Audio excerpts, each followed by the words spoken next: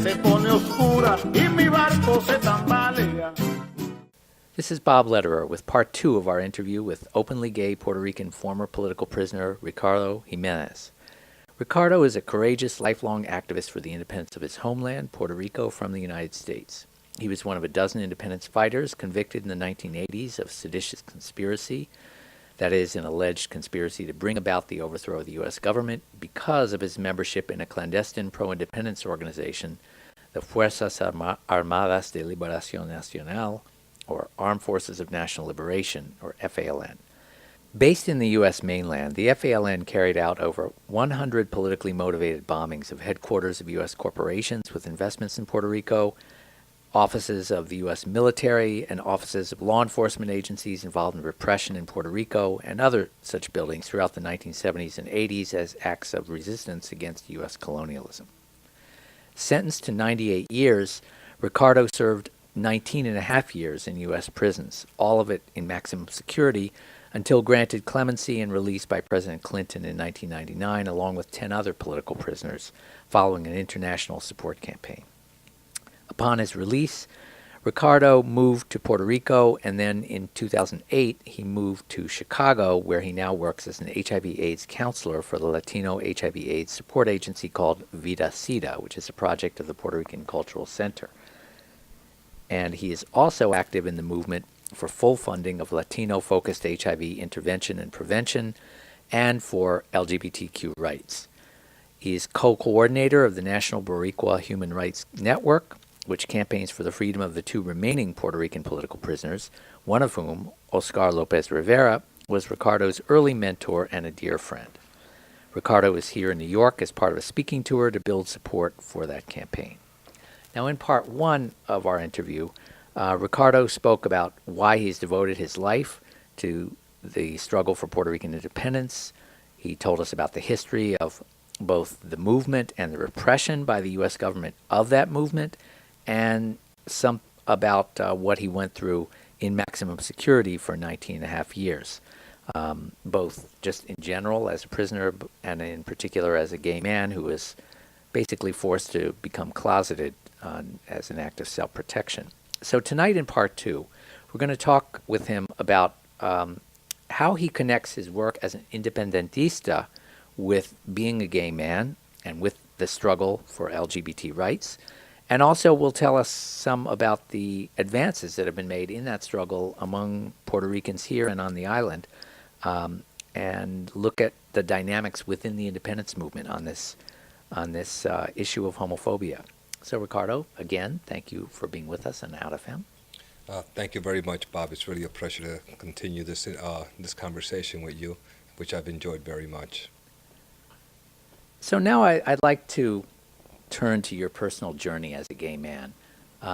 You had known you were gay since you were a teenager, but you hadn't come out to anyone else, really, until the age of 44, a year after your release from federal prison in the year 2000. Well, you were released in 99, and you came out in 2000. And just tell us some about what prompted you to come out, and then how did things go from there as far as who you told, and you know, kind of what your profile is today in the Puerto Rican community in Chicago and in the Puerto Rican independence movement as far as being an openly gay man. The question I would probably have to answer it historically, like most things that I answer.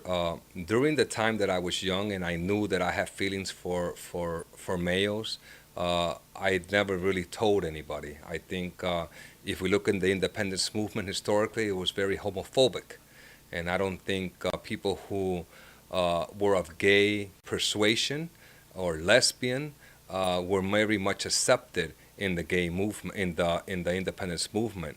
So when I entered prison at the age of 23, not my family, nor my friends, nor my comrades who went to prison with me knew that I was gay. And this I kept throughout the whole almost 20 years, 19 and a half years that I was in prison. And I went in at 23, I came out at 43. At 43, I wanted to make sure that I was gay. And you know, this is these doubts that you have, and Unfortunately, I knew that I was gay, but I said, how am I going to deal with this issue? Because I was tired of being who I was and closeted. Somebody very influential that I met, that was a very good friend of mine, that talked to me during I was in prison, was Gilbert Martinez, and we had a very, very profound talk. And he was. And who was he, and how did you meet him?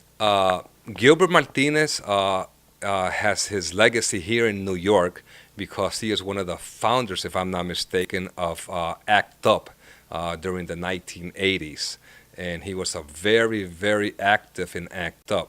And since he was part of the movement and also a supporter of Puerto Rican independence, he was part at one time of the committee, but during that time he also made contact with me in prison, and somebody else named Candido Negron.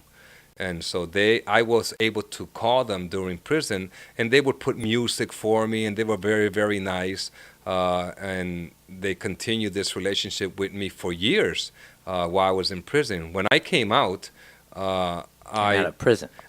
Yeah, when I came out of prison, I seeked them, and they used to live in New York, but Gilbert Martinez had moved to Puerto Rico, and I met up with him, and we said, Gilbert and stuff.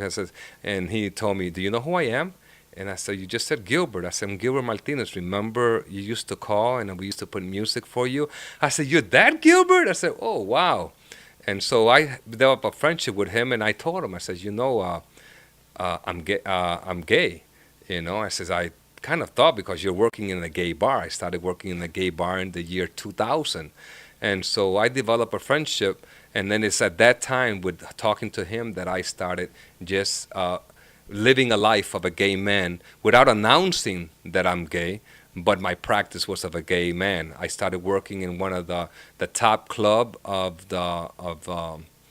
Puerto Rico, which was Arrows Crash at that time. And I think people saw me around and they knew that I was gay. And I eventually told my co-defendants. I told Luis Rosa, who was very, very close to me, and other ones they just asked or they assumed and they were told, and didn't face them. I think at that time, right now after so many years, they don't care because we have a different perspective of gayness in the independence community. I mean, in the independence community, yes. At the time it was very homophobic. People were not recognized for their sexuality and not accepted. Today, I think it's a big, drastic change. Today, the independence movement seeks the gay and lesbian community. They support the gay and lesbian community. They march with the gay and lesbian community, and I think the acceptance of gay is much more acceptable in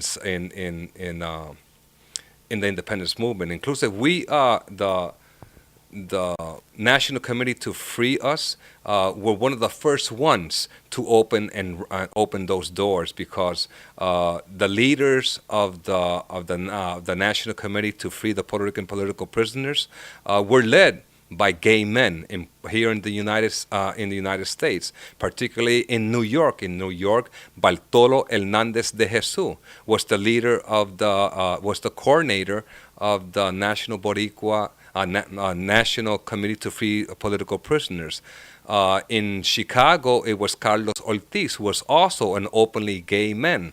And I think this opened the doors and the avenues for people to start accepting that sexuality has nothing with your intelligence, nothing to do with your dedication and commitment to the independence movement, and that sexuality is a human expression and not to be judged by anyone. And today, I work in Vida Sida, which is... and that's in Chicago. And that's in You Chicago. moved to Chicago in 2008 from Puerto Rico. From Puerto Rico. I stayed in Puerto Rico, and I lived as a gay man, and I think there's probably some people that had problems with that, but I think at the same time I opened the doors to let people know that what they call a national figure and a political prisoner for the first time in history. And I know there's been many more before me, but now it's an openly gay man, and that should be accepted, and to judge people for their work and not for their sexuality.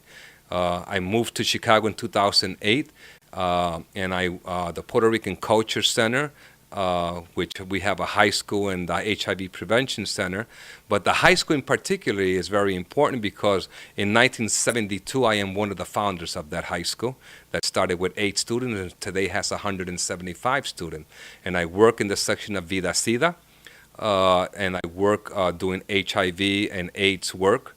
But I also now, in the last recent year, started working with LGBT group.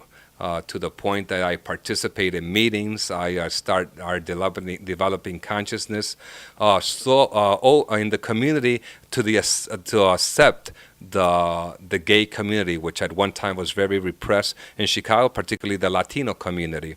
I look for funding. I seek for funding for different sources and programs for the LGBT program, the LGBT community.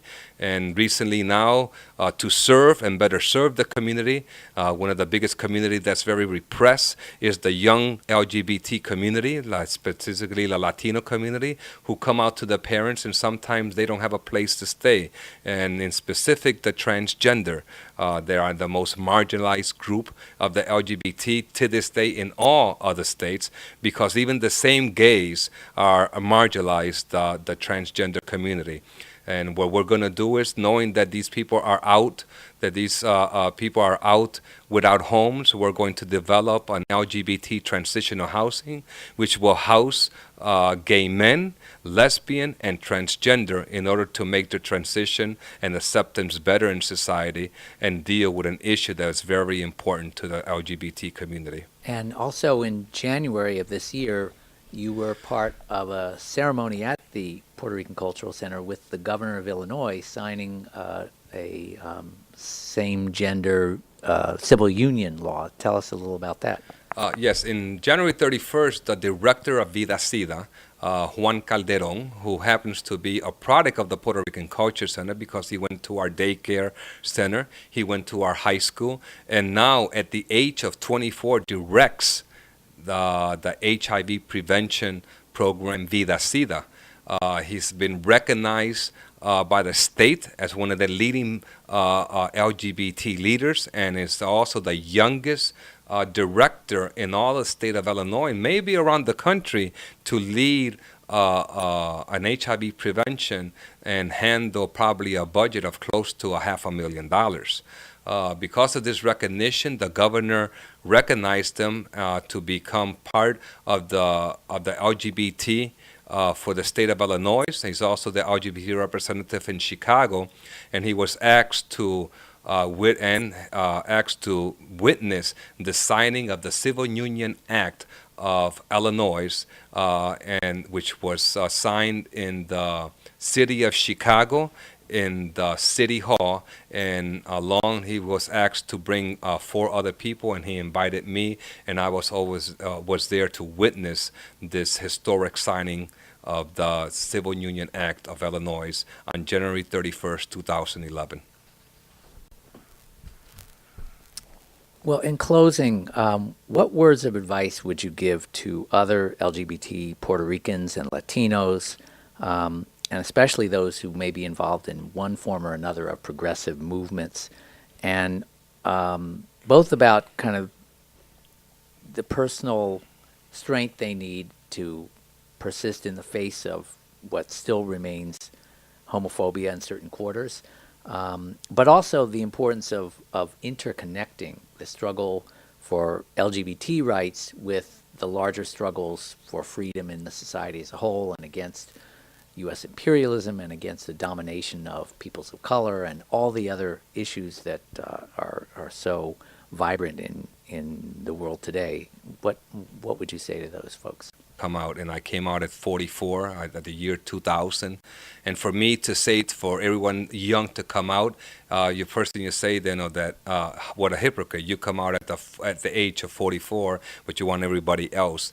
But I think it was a different era of time. It's a whole different kind of situation that LGBTs face in the 60s and 70s, and of course the movement. I think the LGBT has dedicated itself to have a movement where we will be treated as human beings, and that the coming out it doesn't face the consequences that it faced before.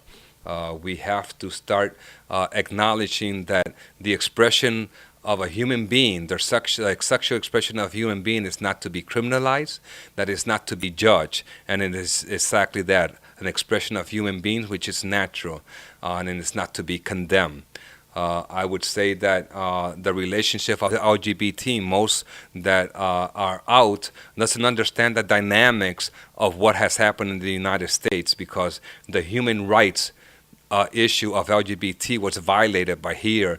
The country that calls itself the champions of human rights are one of the biggest violators of human rights, and they can't even take an issue as the humanity of treating the LGBT in a humane sense. It took struggles like the ACT UP. It took struggles of demonstrations for each and every of the LGBT to enjoy the life that they enjoy today. And you should never forget the people who struggled out in the street, that were bashed, they were hit, they were incarcerated, because today you enjoy that life because they made the sacrifice for you to be treated humane.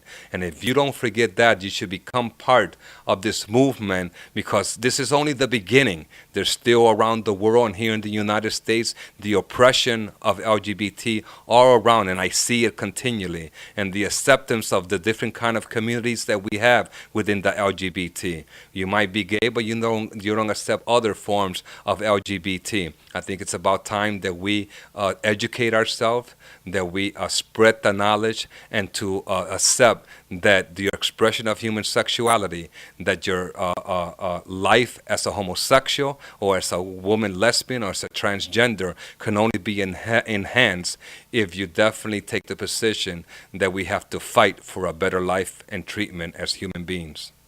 Well, thank you so much, Ricardo Jimenez, former political prisoner, openly gay man active in LGBT and HIV issues in Chicago. Thank you so much for being with us on Out FM. And for those who want more information on your work with Vida Sida in Chicago, and also for those who want to get involved or just get information about the campaign to free the 2 remaining Puerto Rican political prisoners, why don't you give the websites for each of those organizations, and then tell us how people can email you if they want to contact you directly.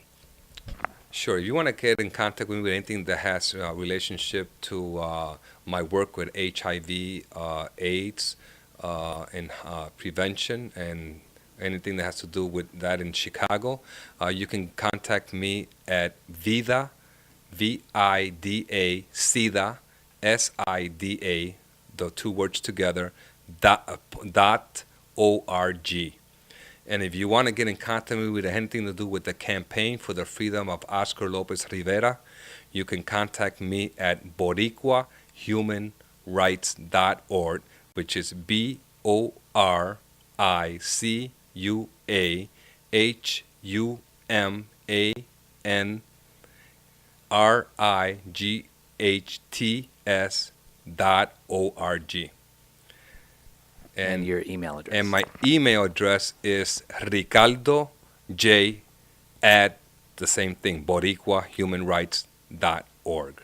And finally, a phone number at Vida Sida. For any Vida Sida, you can call me at 773-278-6737. Again? 773-278-6737. And we'll put all that information up on the Out FM website, which is www.outfm.org. And that's it for this segment. This is Bob Lederer for Out FM.